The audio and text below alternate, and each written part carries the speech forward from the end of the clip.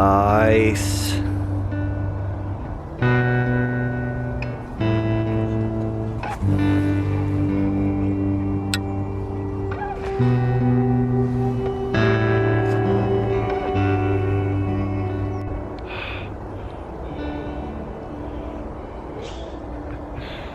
I'm glad I topped up my tank with water before this cold snap. Somebody left early this morning and bashed their way through the ice, which is never a good idea. Sadly, I never recommend anyone take their boat through ice, because basically you're just taking all the blacking off the side of your hull, and not your hull. If you're passing other boats, the ice is smashing up against their hull, right at the water line where you need protection and blacking the most. So yeah, if you find yourself to be iced in, you don't have to move. And it's dangerous to move as well, because if you're trying to move around Narrowboat, up and down the gunnels or whatever, holding ropes that are freezing cold or frozen or icy, it's not safe. If you can get yourself to a place where you know that your boat is safe and you're comfortable there and you're close to shops or amenities or a water point or whatever, and then you get iced in, then you can stay a little bit. Oh, looks like this one's alright. Yeah. This one's okay. It's underneath the tree, you see, so it's a little bit more protected.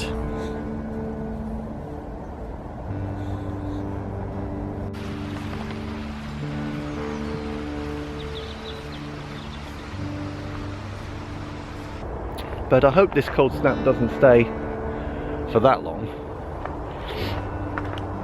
It'd be nice to be on the move again.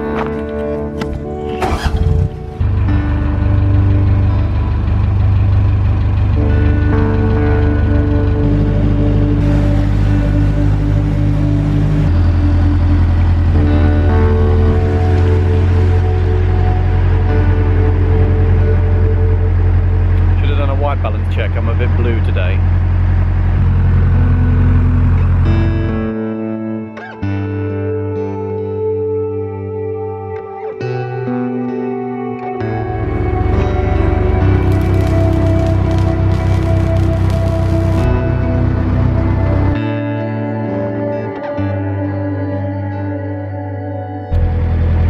Just moving our way through Rugby, around the back of the delightful Elliot's Field, which is a retail shopping complex.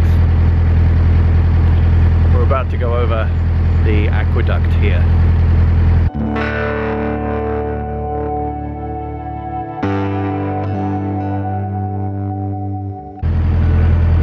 This goes over the River Avon, which we're going to cruise on at some point when we get to Stratford-upon Avon. So right now it's just a trickle, but a little bit later on it'll be big enough to take our boat on.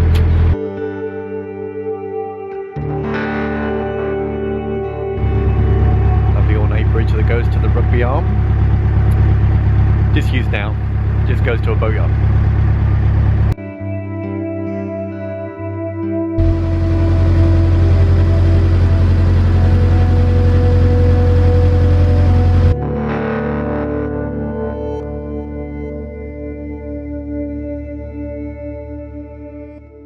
Okay, it's time to do the New Bold Tunnel.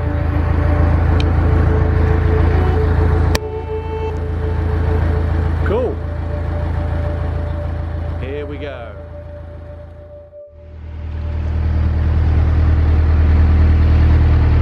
Oh, well, dead straight. Nothing to it. That's nothing compared to some of the tunnels we've been through in London, like the Islington Tunnel. It's got a bit of a kink in it. Or the Blissworth Tunnel on the Grand Union. Yeah. Easy. Another redundant arm. Going nowhere. 2 cups of Windsor soup. Perfect.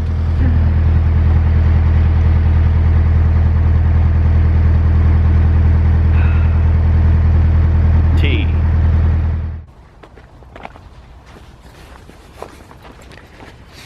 Just stop for a bit to break up the journey between Hill Morton and Hawkesbury Junction.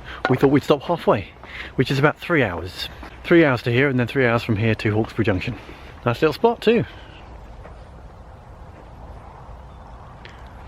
1 or 2 boats here, a few fishermen, and a place to park the car. So, might move the car up so that we can do some shopping on Saturday. What a lovely quiet spot.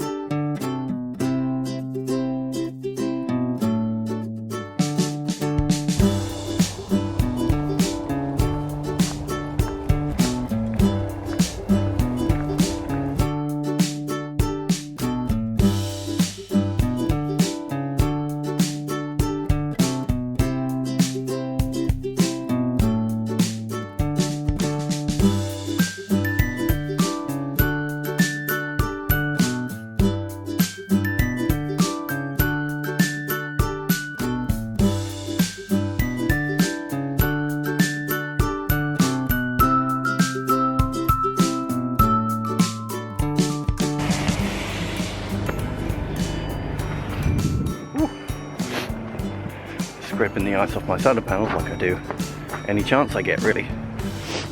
Just repositioned the boat to catch a little bit more of that morning sun. It's winter solstice today, the morning of the winter solstice, so it's time for the coming of the light. It's my favourite time of the year, just before Christmas, 21st, 22nd of December. From now on, the days get lighter, and that's a blessing. It's time to banish the darkness. Sally, out the way, out the way. Oh, now that's lovely. This is a sign from my wife. This means 2 things. This means, here, have a shot of rum because you must be cold. I love you, darling husband. And P.S. go and get the coal out of the car. Challenge accepted. This was all muddy as fudge the last 3 days. But now, it's frozen. So I should be able to get my trolley along here. Now, I wouldn't call myself a self-titled connoisseur of coal, but XL is the best. I just find that it burns hottest and it produces very little ash. I just love it. One good trick I found when coming to lift a bag of coal is if you pull a lump of coal into each corner, those become your handles. Like that. And it's easier to lift it. Isn't it, Sal?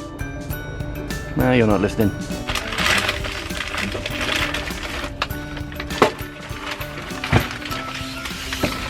Yes. Oh, yes. Hawkesbury Junction. At the end of the Oxford Canal. Time for a drink in the Greyhound.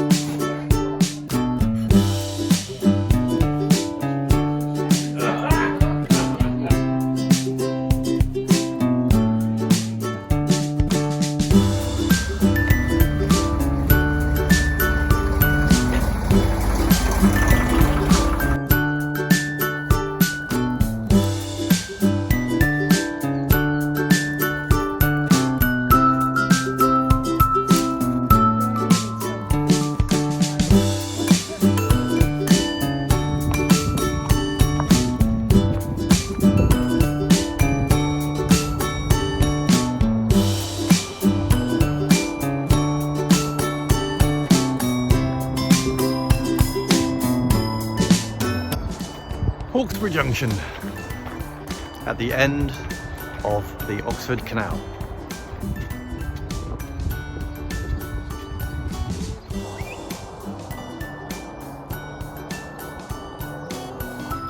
The Greyhound. How would I describe the Greyhound Inn? Unspoiled by progress.